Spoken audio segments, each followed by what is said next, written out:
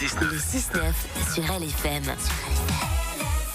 Cet été, les orages ont largement grondé en Suisse. Aujourd'hui, Evan, tu vas éclaircir cette question.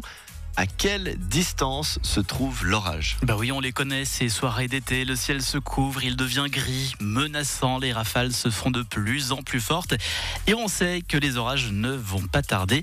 Parmi les idées reçues sur la météo, il paraît qu'on peut calculer la distance de l'orage. Alors, est-ce que c'est un mythe ou c'est la réalité ? Calculer, c'est un bien grand mot, mais on va effectivement pouvoir estimer à combien de kilomètres de nous se trouve l'éclair.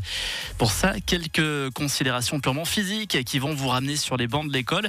La lumière voyage environ 1 million de fois plus vite que le son. La vitesse du son est de 337 mètres par seconde, alors que la vitesse de la lumière est de 300 000 km par seconde.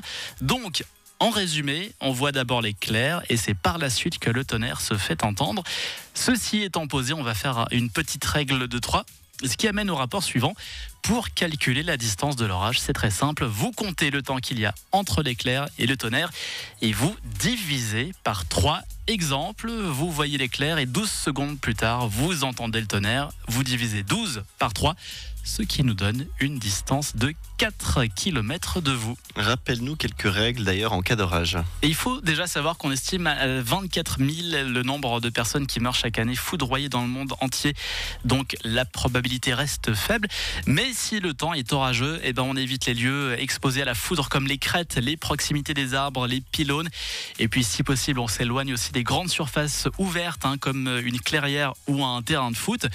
On se débarrasse des objets métalliques que vous avez sur vous, on n'ouvre pas le parapluie et dans le meilleur des mondes, on va se réfugier à l'intérieur ou dans sa voiture. Alors pour la suite, est-ce qu'on aura des orages aujourd'hui ? Non, on devrait rester au sec, y compris en montagne, on pourrait grimper jusqu'à 31 degrés. Demain, le soleil sera au rendez-vous, quelques nuages l'après-midi, mais rien de bien méchant. Là, une averse ou un orage pas exclu en montagne, ça restera anecdotique. Pareil pour samedi avec 30 degrés. Et puis dimanche, début de journée ensoleillée, mais le ciel pourrait bien se couvrir au fil des heures avec des averses et des orages possibles l'après-midi en toute région. Voilà le programme.